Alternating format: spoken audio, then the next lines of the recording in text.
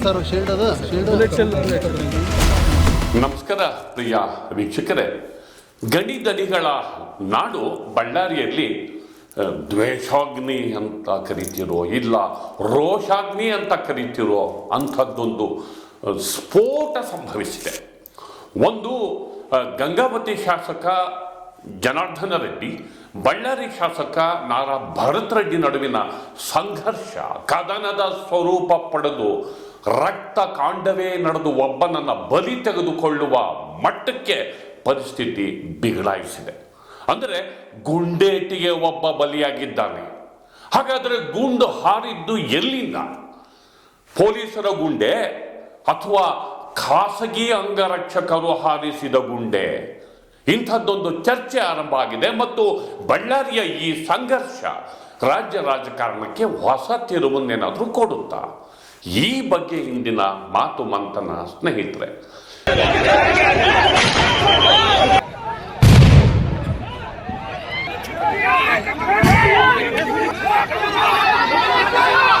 ಗೆಳೆಯರೆ, ಬಳ್ಳಾರಿಯ ರಾಜಕಾರಣದ ಸ್ಫೋಟ ಅಂತಿದ್ದಂಗೆ ಸಹಜವಾಗಿ ನಿಮಗೊಂದು ಹೆಸರು ನೆನಪಿಗೆ ಬರುತ್ತೆ. ಅದು ಗಣಿಧಣಿ ಜನಾರ್ದನ ರೆಡ್ಡಿ. ಸಹಜವಾಗಿ ಈ ವಿವಾದದಲ್ಲೂ ಕೂಡ ಜನಾರ್ದನ ರೆಡ್ಡಿ ಅವರ ಹೆಸರು ಕೂಡ ಇದೆ.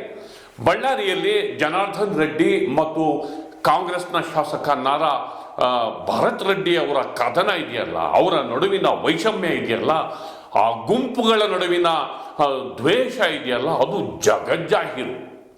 ಹೀಗಾಗಿ ಇದು ಕಾಂಗ್ರೆಸ್ಸು ಬಿಜೆಪಿ ನಡುವಿನ ಕಾಳಗ ಅನ್ನೋದಕ್ಕಿಂತ ಹೆಚ್ಚಾಗಿ ಇದು ರೆಡ್ಡಿಗಳ ಎರಡು ಬಣದ ಕಾದಾಟ ಅಂತಲೇ ಕರಿಬೇಕು. ಒಂದು ವಾಲ್ಮೀಕಿ ವೃತ್ತದಲ್ಲಿ ಒಂದು ಸ್ಟ್ಯಾಚ್ಯೂಯನ್ನು ಸ್ಥಾಪನೆ ಮಾಡೋದಕ್ಕೆ ನಾರಾ ಭರತ್ ರೆಡ್ಡಿ ಅವರು ಒಂದು ಯೋಜನೆಯನ್ನು ಹಾಕ್ತಾರೆ. ಅದು 3ನೇ ತಾರೀಕು ಇನಾಗ್ರೇಷನ್ ಆಗಬೇಕಾಗಿರುತ್ತೆ. ಅದಕ್ಕೆ ಬಳ್ಳಾರಿ ಸಿಟಿ ತುಂಬೆಲ್ಲ ಬ್ಯಾನರ್ಗಳನ್ನು ಅವರು ಹಾಕಿರ್ತಾರೆ. ಹಾಗೆಯೇ ಅವರ ಭಾವಿ ಪ್ರದೇಶದಲ್ಲಿ ಜನಾರ್ದನ ರೆಡ್ಡಿ ಅವರ ಮನೆಯ ಮುಂದೆ ಆ ಬ್ಯಾನರನ್ನು ಅವರ ಬೆಂಬಲಿಗರು ಕಟ್ತಾರೆ. ಇದನ್ನ ನೋಡಿದಂತಹ ಜನಾರ್ದನ ರೆಡ್ಡಿ ಅವರು ಅವರ ಸಹೋದರ ಸೋಮಶೇಖರ್ ರೆಡ್ಡಿ ಅದನ್ನ ಹರಿದು ಹಾಕೋದಕ್ಕೆ ಬೆಂಬಲಿಗರಿಗೆ ಹೇಳ್ತಾರೆ ಮತ್ತು ಅದನ್ನು ಹರಿದಾಕಲಾಗುತ್ತೆ. ಸಾಕು.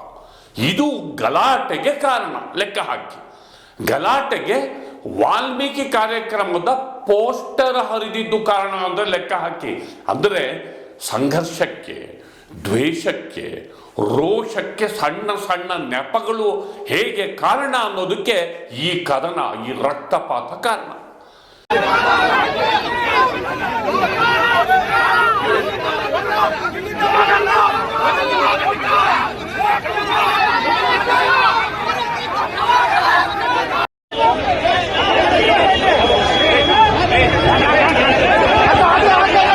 ಸತೀಶ್ ರೆಡ್ಡಿ ಅಂದರೆ ಭರತ್ ರೆಡ್ಡಿ ಅವರ ಬೆಂಬಲಿಗರು. ಸತೀಶ್ ರೆಡ್ಡಿ ಅವರು ತನ್ನ ಅಂಗರಕ್ಷಕ ಪಡೆ ಮತ್ತೆ ಬೆಂಬಲಿಗರು ಕಾಂಗ್ರೆಸ್ ಕಾರ್ಯಕರ್ತರನ್ನ ಕರ್ಕೊಂಡು ಬ್ಯಾನರನ್ನು ಮತ್ತೆ ಕಟ್ಟೋದಕ್ಕೆ ಪ್ರಯತ್ನ ಪಡ್ತಾರೆ. ಆಗ ಕ್ಲಾಶ್ ಶುರುವಾಗುತ್ತೆ. ಅದು ಕ್ಲಾಶ್ ಅಲ್ಲ, ಯುದ್ಧ.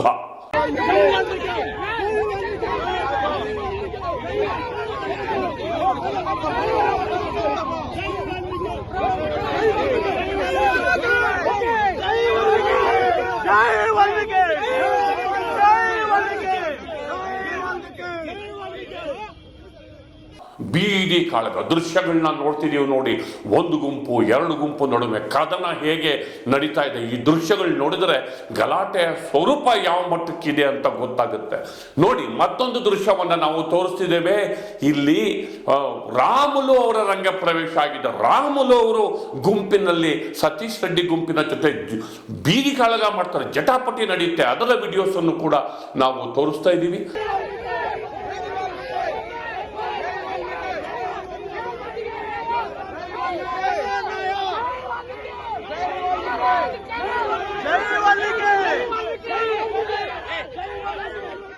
ಜನಾರ್ದನ ರೆಡ್ಡಿ ಅವರು ಬರ್ತಿದ್ದಾರೆ.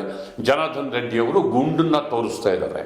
ಒಂದು ಗುಂಡನ್ನ ತೋರಿಸಿ ನನ್ನ ಹತ್ಯೆಗೆ ಸಂಚು ಅಂತಾರೆ, ಅವರ ಕೊಲೆಗೆ ಸಂಚು ಅಂತ ಹೇಳ್ತಾರೆ. ಅವರ ಪ್ರತಿಕ್ರಿಯೆ ಕೂಡ ನೋಡೋಣ.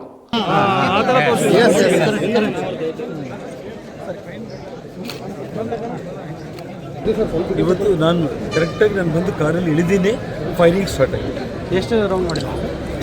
ಭಾಳ ರೌಂಡ್ಗಳು ನಮ್ಮವರು ಮೋಸ್ಟ್ಲಿ ವಿಡಿಯೋ ಕೂಡ ಮಾಡಿರ್ಬೇಕು ಅಂತ ನಾವು ದೃಶ್ಯಗಳನ್ನ ತೋರಿಸ್ತಿದೀವಿ. ಅಲ್ಲಿ ಏನೆಲ್ಲ ಆಗ್ತಿದೆ ಅಂತ. ಅಲ್ಲಿ ಅಂಗರಕ್ಷಕನೊಬ್ಬ ಗುಂಡನ್ನು ಹಾರಿಸ್ತಾ ಇದ್ದಾನೆ.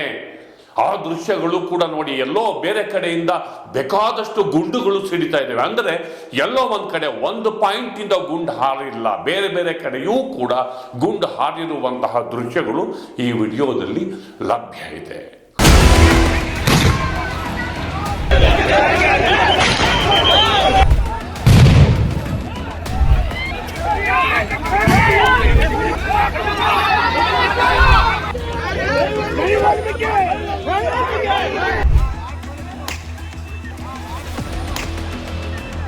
ಅಂದ್ರೆ ದ್ವೇಷ ಯಾವ ಸ್ವರೂಪದ್ದು ಅಂದ್ರೆ ಗಲಾಟೆನಲ್ಲಿ ರಿವಾಲ್ವರ್ಗಳು ಗುಂಡುಗಳು ಹೊರಗೆ ಬರ್ತವೆ ಅಂತಂದ್ರೆ ಅದು ಎಂತಹ ರಾಜಕಾರಣ. ಇದು ಬೇಸರದ ಸಂಗತಿ.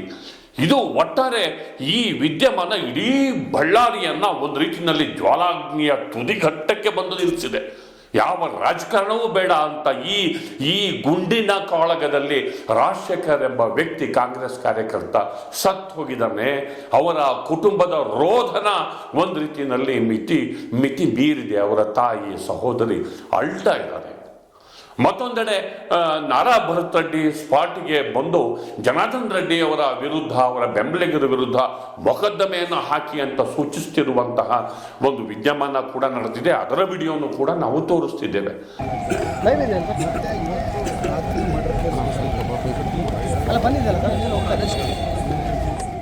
ಅಂದ್ರೆ ಈಗ ಸದ್ಯಕ್ಕೆ ಜನಾರ್ದನ್ ರೆಡ್ಡಿ ಅಕ್ಯೂಸ್ಡ್ 1, ಅದಾದ ನಂತರ ಅವರ ಸಹೋದರ ಸೋಮಶೇಖರ್ ರೆಡ್ಡಿ ಅಕ್ಯೂಸ್ಡ್ 2 ಮತ್ತು ಶ್ರೀರಾಮುಲು ಅಕ್ಯೂಸ್ಡ್ 3. ಈ ತರದ ಕೆಲವು, ನಾಲ್ಕನೇದಾಗಿ ಅಲ್ಲಿ ಲೋಕಲ್ ಕಾರ್ಪೊರೇಟರ್ ಬಿಜೆಪಿ ನಾಯಕ ಅವರ ಹೆಸರು, ಈ ತರ 11 ಜನರ ಮೇಲೆ ಮೊಕದ್ದಮೆಯನ್ನಂತೂ ಸದ್ಯಕ್ಕಂತೂ ಹಾಕಿದ್ದಾರೆ. ಮುಖ್ಯಮಂತ್ರಿಗಳು ಇದ್ರ ಬಗ್ಗೆ ತನಿಖೆಯನ್ನು ಕೂಡ ಮಾಡ್ತೀನಿ ಅಂತ ಹೇಳಿದ್ದಾರೆ. ಅದನ್ನ ಎಂಕ್ವೈರಿ ಮಾಡಕ್ ಹೇಳಿದೀನಿ. ಯಾರ ಗನ್ನಿಂದ ಬುಲೆಟ್ ಬಂದಿದೆ ಅಂತ ಅದು ಬಿಜೆಪಿ ಗನ್ನಿಂದ ಬಂದಿದೆಯಾ ಇಲ್ಲ ಕಾಂಗ್ರೆಸ್ನವ್ರ ಗನ್ನಿಂದ ಬಂದಿದೆಯಾ? ಈ ಘಟನೆ, ಈ ದುರಾದೃಷ್ಟಕರ ಘಟನೆ, ಈ ದುರಾದೃಷ್ಟಕರ ರಕ್ತಕಾಂಡ ಒಬ್ಬನನ್ನ ಬಲಿ ಪಡೀತು. ಮತ್ತು ಇದು ಇಡೀ ಕರ್ನಾಟಕದ ರಾಜಕಾರಣವನ್ನ ಒಂದು ರೀತಿಯಲ್ಲಿ ಬಳ್ಳಾರಿಯ ರಾಜಕಾರಣವನ್ನ ಕೊಲೆಗಡಕದ ಮಟ್ಟಕ್ಕೆ ತೆಗೆದುಕೊಂಡು ಹೋಯಿತು. ಅಂದ್ರೆ ಈ ಸಂಘರ್ಷ ರಾಜ್ಯ ರಾಜಕಾರಣಕ್ಕೆ ಹೊಸ ತಿರುವು ಕೊಡುತ್ತಾ. ಬಳ್ಳಾರಿಯ ವಿಚಾರ ಬಂದಾಗಲೆಲ್ಲ ಕರ್ನಾಟಕ ರಾಜ್ಯ ರಾಜಕಾರಣ ಹೊಸ ತಿರುವು ಪಡ್ಕೊಂಡಿದೆ.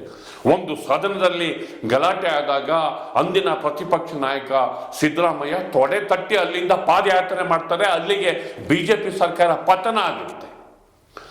ಈಗ ಸಿದ್ದರಾಮಯ್ಯ ಸಿಎಂ ಇದ್ದಾರೆ, ಬಿಜೆಪಿ ಪ್ರತಿಪಕ್ಷ ಸ್ಥಾನದಲ್ಲಿದೆ, ಗುಂಡು ಹಾರಿದೆ, ರಕ್ತ ಬಿದ್ದಿದೆ, ವ್ಯಕ್ತಿಯ ಬಲಿಯಾಗಿದೆ. ಇದನ್ನ ಬಿಜೆಪಿ ಬಳಸ್ಕೊಳ್ಳೋಕ್ಕೆ ತುದಿಗಡ್ಡಲ್ಲಿ ನಿಂತಿದೆ. ಮತ್ತು ಪೊಲೀಸ್ ಮಹಾನಿರ್ದೇಶಕರಿಗೆ ಬಿಜೆಪಿ ನಾಯಕರು ದೂರನ್ನು ಕೂಡ ಕೊಟ್ಟಿದ್ದಾರೆ. ಇದು ಕರ್ನಾಟಕ ರಾಜ್ಯ ರಾಜಕಾರಣದ ನಕಾಶೆಯನ್ನ ಬದಲಾಯಿಸುತ್ತಾ ಅನ್ನೋದ್ರ ಮೇಲೆ ಚರ್ಚೆ ಆರಂಭ ಆಗಿದೆ. ಒಬ್ಬನ ಸಾವಿನ ಮೇಲೆ, ರಕ್ತದ ಮೇಲೆ, ಇಲ್ಲಿ ಬೀದಿ ಕಾಳಗದ ಮೇಲೆ ಕರ್ನಾಟಕ ರಾಜ್ಯ ರಾಜಕಾರಣ ಹೊಸ ತಿರುವು ಪಡೆಯುತ್ತೆ ಅನ್ನುವಂತಹ ಚರ್ಚೆ ನಡೀತೋರ್ದಿದ್ಯಾ. ಅದೇ ಒಂದು ರೀತಿಯಲ್ಲಿ ದಯನೀಯ ಮತ್ತು ಅದೇ ಒಂದು ರೀತಿಯಲ್ಲಿ ಕೆಟ್ಟ ರಾಜಕಾರಣ. ಇಂಥ ಕೆಟ್ಟ ರಾಜಕಾರಣ ನಿಲ್ಲಲಿ ಅನ್ನೋ ಮಾತನ್ನ ಹೇಳ್ತಾ ನನ್ನ ಮಾತನ್ನ ಮುಗಿಸ್ತಿದ್ದೇನೆ. ದಯವಿಟ್ಟು ದಿ ಪೋಸ್ಟ್ ನೋಡಿ, ಲೈಕ್ ಮಾಡಿ, ಶೇರ್ ಮಾಡಿ, ಸಬ್ಸ್ಕ್ರೈಬ್ ಮಾಡೋದಕ್ಕೆ ಮರಿಬೇಡಿ ಗೆಳೆಯರೆ. ನಮಸ್ಕಾರ.